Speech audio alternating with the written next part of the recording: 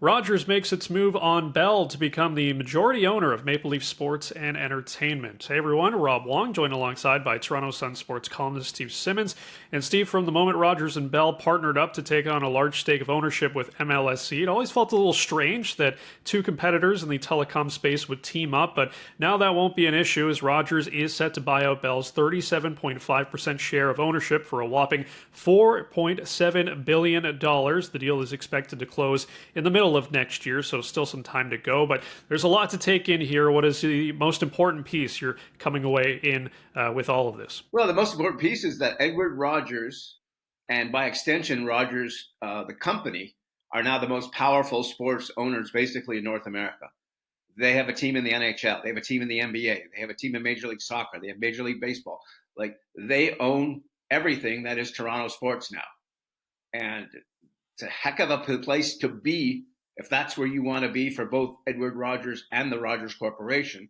And I think for Toronto fans and Toronto sporting fans, it's something that, frankly, I don't like, having one person that prominent in that many teams. Yeah, that absolutely makes sense. And, you know, you've seen a lot of different ownership groups, whether it's single people. We've seen, of course, the teacher's pension plan. It's run the gamut. But here we are, like you said, with a giant conglomerate set to take over the entire sports scene in the city of Toronto. So if you're a fan of the Leafs, Raptors, Jays, Argos, or TFC, is this a good or bad thing to have this one ownership group running everything? Well, it depends who the ownership group would be, I presume. In this case, it's Rogers and or Ed Rogers. And if the Blue Jays are the example that we use, because that's the one that we're aware of, Rogers owns the Blue Jays.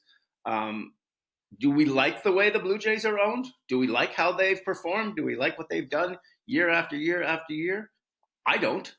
I think it's great that they spent money on renovating a stadium. They spent money on renovating their spring training facility.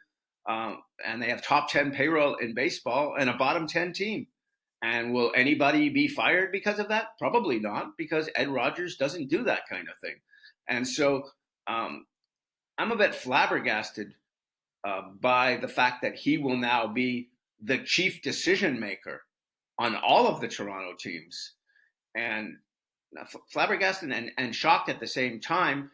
And just looking at, what we can expect. If the Blue Jays are the example right now, they are covered by Rogers on television. They are owned by Rogers. They are covered on a daily basis by Rogers reporters. If you go to the Rogers All Sports radio station, they do about 12 hours of baseball daily on the radio station.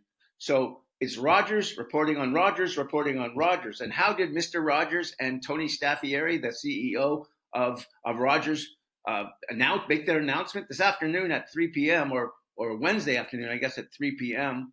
They were interviewed on their own broadcast by a Rogers person, Ron McLean. So it's Rogers talking to Rogers about Rogers, and this is how they want to operate. And I think that cuts out the fans. And I think once you cut out the fans, you're making a mistake. Well, what do you make of Rogers buying out Bell's MLSE ownership stake? Let us know in the comments section below. For Steve Simmons, I'm Rob Wong. Thanks for watching, and we'll talk to you next time.